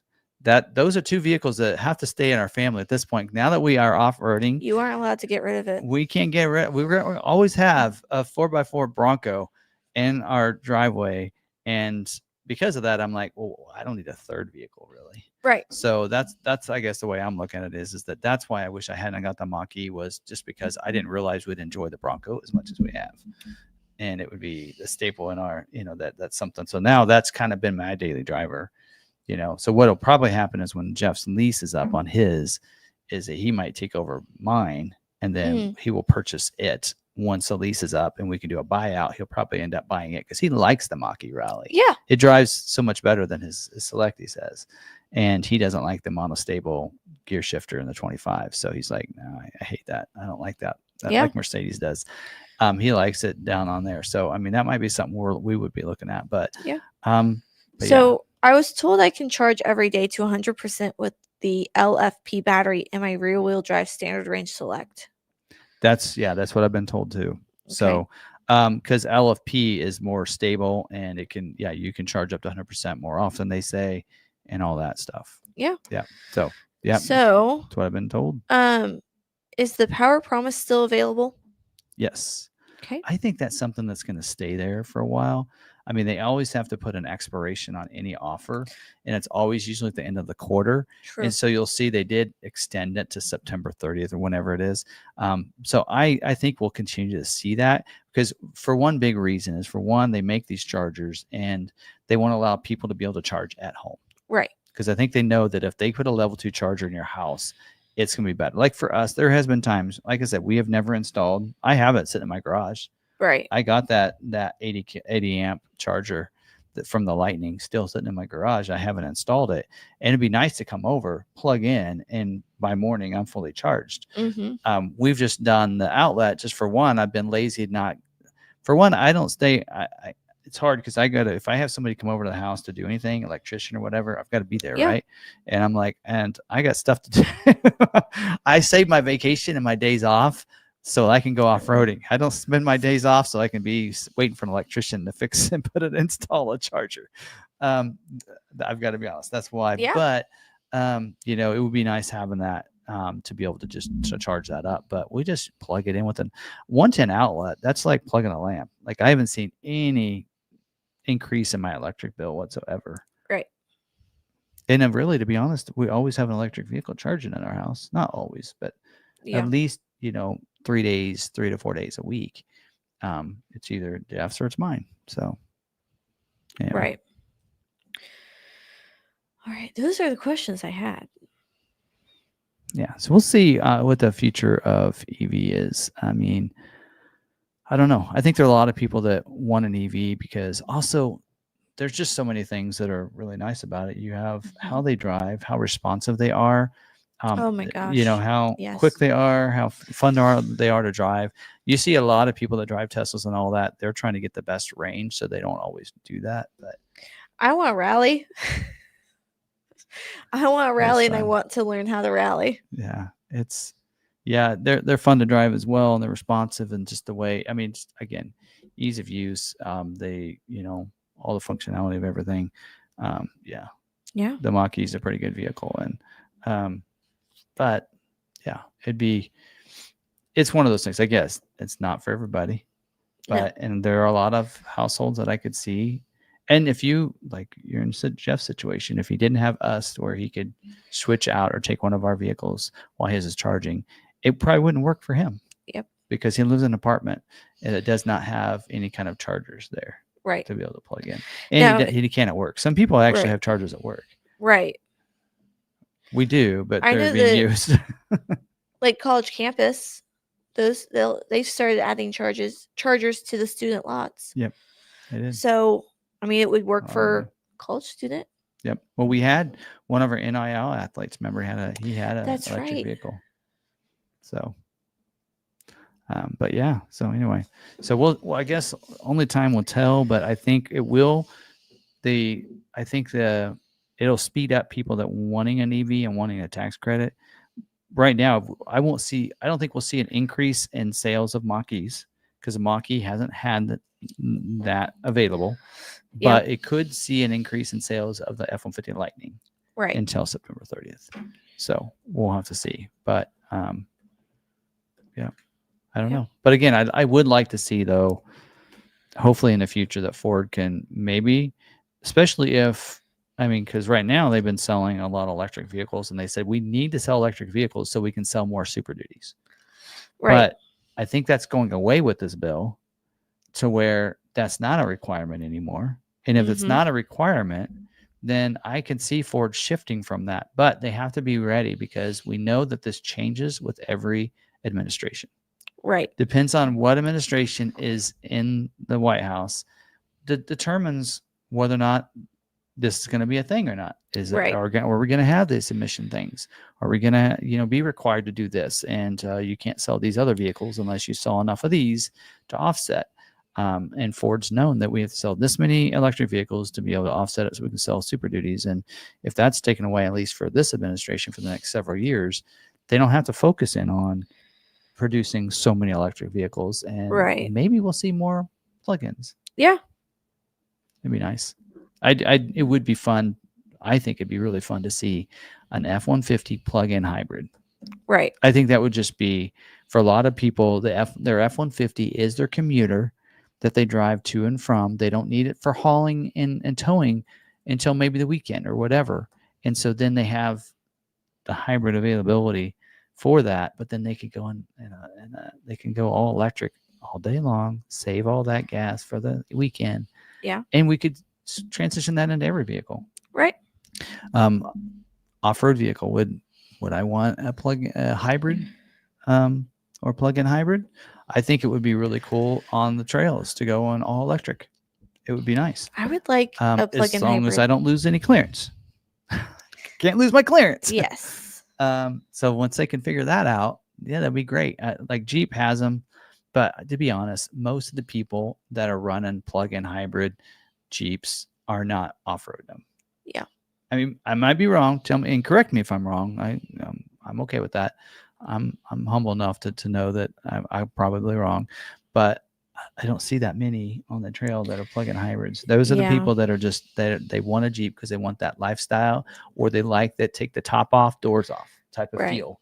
Then they're only going to drive those in town. They're the mall crawlers, as we like to call them. But they're usually not off-road them because they want the clearance. The people that want especially if they're going to, depends on what you're going to off-road you're going to do. Like what we're going to do this week, we're going to need some clearance. So in fact, I've already decided there's some trails I can't go on because the people that are coming with us probably don't have quite the clearance that we do because of their tires aren't as big as ours. So they probably won't have quite the clearance, and they don't have skid plates, and I don't want to make sure they don't damage anything. So, but we'll still do some fun off-roading, and that's where you'd have to do the same thing with. Are you going to try 4 Mile?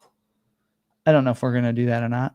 I think we might have enough time Saturday to actually maybe do 10 Cup, go see St. Elmo, and go up to 10 Cup to the top and come back. Yeah. Because I think the lake is too high this year. Because they had snow still Memorial Day weekend. So up there. So plus I heard that some of the roads like washed out, and they had to put logs in the way so they could actually get over them. Which would still be fun to go do, but we'll probably go up to the top and come back and just make a short run. Make it something that's expected and not unexpected. Yeah. Something you've done before. Yeah. Unless you have our friendly friend with you. Yeah.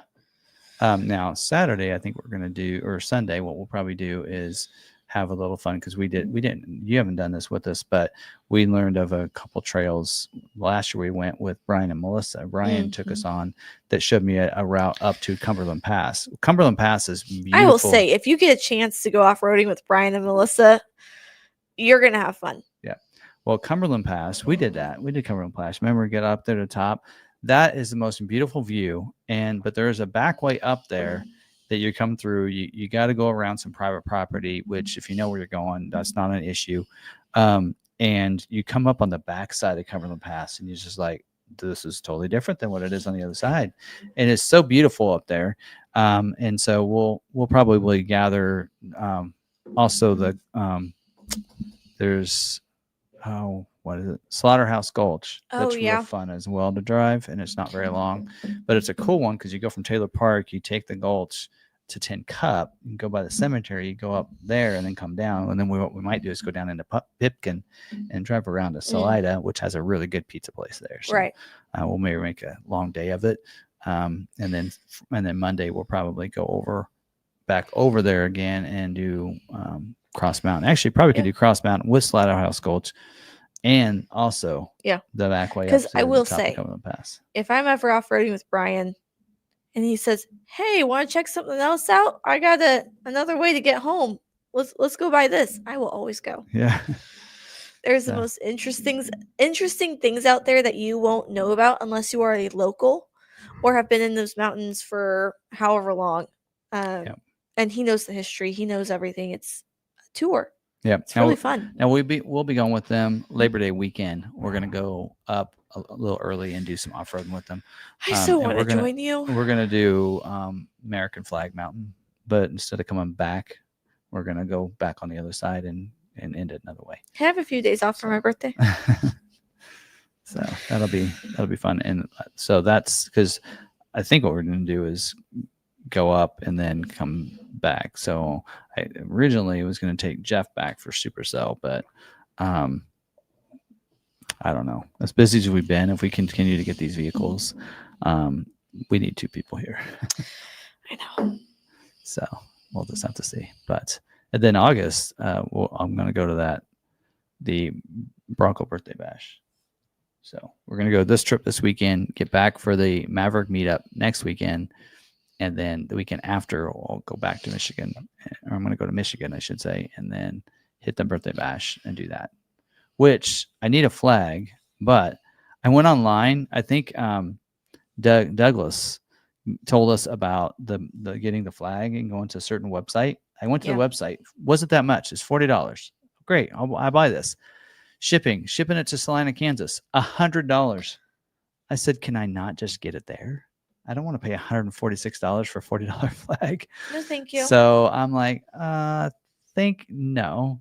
So maybe what I'll do, but I did notice their store is actually at Silver Lake. Oh. At the entrance. So I should be able to get the flag when I get there. Cross my fingers. Otherwise, I won't be hitting the dunes. We'll just be hanging out. Well, you could probably catch a ride with someone. In the sponsorship area. We'll see. Anyway, but I need to talk to you about that week. We'll figure that out. So, but yep. So, but we'll be there because we're going to be doing some. I'm really wanting to have some fun. That Friday is when they're going to be doing a lot of people will be running the dunes and everything and some other activities. So I'm thinking that Friday afternoon we'll schedule a live stream time, and I want to bring people in and talk to them. So all kinds of different people that'll be there. We'll get Allie in there. We'll get some other people, any members that are going to be there. I think. Check out Jeff's Bronco Graveyard for flags. I think. Oh, okay. There you go. Online. I don't know. I think Rob's going to be there, so maybe we'll get him in and interview him. Ooh. But see, I want to go. So. I want to go hang out with Allie. So anyway, there you go.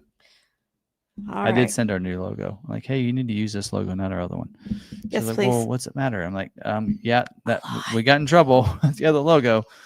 We got in trouble with something else, so now they're just finding. They're making sure we're certified on every realm of things, which is fine. Gotta make sure that we are good to go. Because we are. I mean, good luck. Try to find things wrong. We abide by all rules. Anyway, we try our best. Yep. Hey, we have a new Mustang available now. It's the LMP Extreme 810. Looks pretty cool. It's got some pretty red accents. Yeah, red stripes, red mirror caps. It's got some cool wheels, gloss, gunmetal gloss wheels. Yeah, it's supercharged really as well. That's why it's an 810. Go check it out. Yeah, it's on our website now. So I need to make that in-pop ad tomorrow. Yep, looks pretty cool. It does. I walked in. I was like, huh. We had a different Mustang. I like that. I don't know anything about it anymore. I really like that one. I mean, it looks similar to something, but it looks good. Nope, we never made anything else similar to that. No.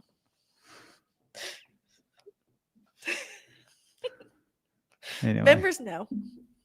Well, if you saw the article, you know. So it was out there. Everyone knows. Yeah. Brian was talking about it. He goes, oh, that was really cool. And I was like, yeah, it was. Anyway. All right. So other than that, we don't have much else. Any other last questions or anything? I do have a couple. Do you want to go over? Oh, yeah. We didn't do this earlier. We've just been chatting. Any idea about 26 Maverick? We have not heard anything yet. I mean, they told us it should be about the same timeline as last year, which should be early August. So we'll see. Which last year we found out right before Maverick meetup. So we're getting there. They won't tell me anything. So I don't know. But typically, usually when they do wholesale call, which is usually the very first of the month, they'll let us know if anything is coming soon. Like they did at the beginning of July, they did tell us like that Mustang, Escape, and Explorer order banks were opening up at that time, and it was middle of the month. So I'd probably assume at this point, since they haven't said anything about them, that we're probably looking at at least the first or second week of August before they open up. So I wouldn't expect anything big out of the 26 model year. Yeah. Maybe a new color, a different color. We know that, what was it? There was one color that Eruption Green is going away, right? Wasn't that the color they said was a 1-year color? So we know Eruption Green's probably going away for the Maverick and probably the Bronco Sport too. But yeah. Other than that, I don't know. Yeah. I need one with my Ford Vita guy on the side though. They all have like other people's. I'm like, I know it's orange and all that. But. All right. So are you aware of delays on F-150? I'm having one built and started last week, and I got an email from Ford that said we've made great progress on your new vehicle, but have experienced unexpected delays. No, I'm not aware of anything. So have they already built it, or is it you trying to get it scheduled? Because you know how 45 days if it hasn't scheduled. It says he's having one built. and started last week. Okay, I wouldn't worry about that. I mean, we see sometimes when there's, they have to do some quality checks or whatever. Sometimes they'll get a batch of bad parts and they catch it before it leaves the factory. So then they just got to fix it. So then they have to wait for a new batch of parts to come in to fix them all. So yep. We wouldn't really know. Ford doesn't really tell us what's going on in that instance. It's just an unexpected delay and it'll come out when it comes out. Yeah. So, all right. So the only other ones I have here, did you see, what is your opinion on the YouTube top fans leaderboards and the first, second, third place icons next to the username? Not trying to patronize. So, have you noticed this? Oh, that's a new feature in the chat, but I can't see it here. It's on YouTube, right? Yeah, I hadn't seen it. I think it's a leaderboard of when people the top comment, right? How much interaction they've had with our channel, or our channel, or the chat tonight. I don't know. I'm not see it. Sure. I got an email from YouTube, and I didn't have to turn it on or anything. So far, Ridgeview's number 3. Wait, then he's number 1. That's interesting because up here, Alan was number 1, Ridgeview was number 3, and Ford Enthusiast was number 2. Well, that means Ridgeview moved back up to the top by commenting. Ridgeview's number 1, and then Ford Enthusiast is number 2. And I think it's how often you comment. Okay. Don't just. People are gonna be like, oh well, in that case, hi, how you do? Just like how there's 5 comments. Just like how I used to annoy my sister. Yeah. Every single word was a text. She's like, why do you send one word text? That's so annoying. And so then the next time I send her a text, hi, how are you? I need something, or I need something. She's like, Sarah. So they also see a star icon next to the McArthur channel title in the lower left corner. I believe it's because I have a Coffee Time subscription. So, I don't know. I don't have a Coffee Time subscription, so I don't know. Star in the lower left corner. So we actually will be. Maybe. We might need to see some people's how they see YouTube on their phone or device so that we can see what you're seeing. Yeah. YouTube puts out things and some changes. Sometimes we don't know. I did see an email about the leaderboard, but I thought I had to turn it on, so I hadn't read through the email. I read through the stuff about the leaderboard, thinking, "Oh, that sounds kind of cool," but I thought I had to turn it on and activate it, and I didn't. But evidently, it activated itself. But anyway, there you go. Ridgeview should always be number 1. He does invite everybody in. Yes. It's kind of wasn't there one where like there were certain people, if you commented to, no, it was on Facebook. If you comment to, when we were doing the Facebook lives, remember that? If you commented too often, then it blocked you. Yeah. What's F350 dually lariat build ratio? Don't know. I think the capacity on lariat's like 20%, but F350 is not separate from, like 450 they separate out, but 250, 350 they don't tell us a number or percentage. But so anyway, there you go. All right. That's what I had. All right. Well, if we don't have anything else, it's 9:00. So it does seem like these live streams are getting shorter because we're not getting as many questions on the scheduling since we started separating out the scheduling video. Yeah, because most people are commenting. Yeah. On the. Yeah. Maybe we need to start pulling up the comments on the scheduling. We usually don't see the comments until later. Like, I don't know even if they're there yet. Okay. Anyway, we'll see. Anyway. Oh, look at that. I can see how many XP I have. I have 50. Oh, for commenting? Yeah. All right. What are the chances my 25 Ranger will get built this week on a June 2nd order?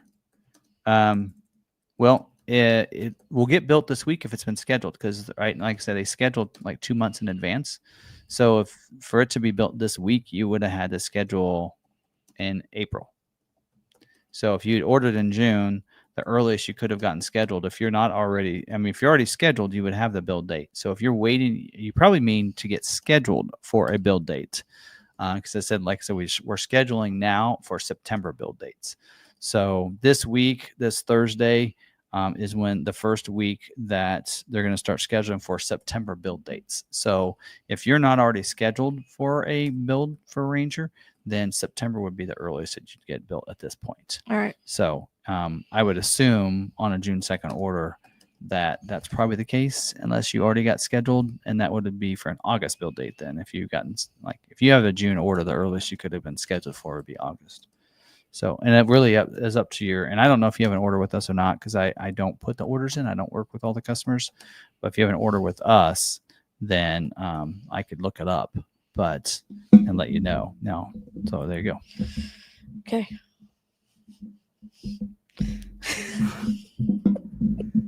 I figured it out. Every 5 comments you get. Well, but that I just got another 25 XP. Somebody could have liked your comment. Oh, you can do that? I think it's engaging with the chat. No, you can't like that comment. Well, can't you? No. I don't know. I'm at 125 XP. So I was at 100, and then all of a sudden it jumped 25 more. Interesting. Anyway. All right. Well, there you go. That's that. All right. Well, guys, thanks for watching. Again, be looking this week. Tomorrow we have a fun Built Wild Wednesday. We got that Coastal Bronco is almost done. It's waiting for the top, but we might go ahead and do the video on it tomorrow if we don't have it. And then the Mustang videos, build and price videos, are going to be going live through the next week. So Wednesday, Thursday, Friday, Saturday, and then Monday, Tuesday, those 5 should go live those days. And then Wednesday, we'll do a scheduling video when I get back from that. And then, yeah, we'll see from there. So, all right. Okay. Nothing else, then I think we're going to be out of here. So, guys, thank you very much for joining us tonight. And appreciate it. And don't forget, stay positive, be kind to one another, and be kind to yourself. We'll see you guys in the next video. Bye.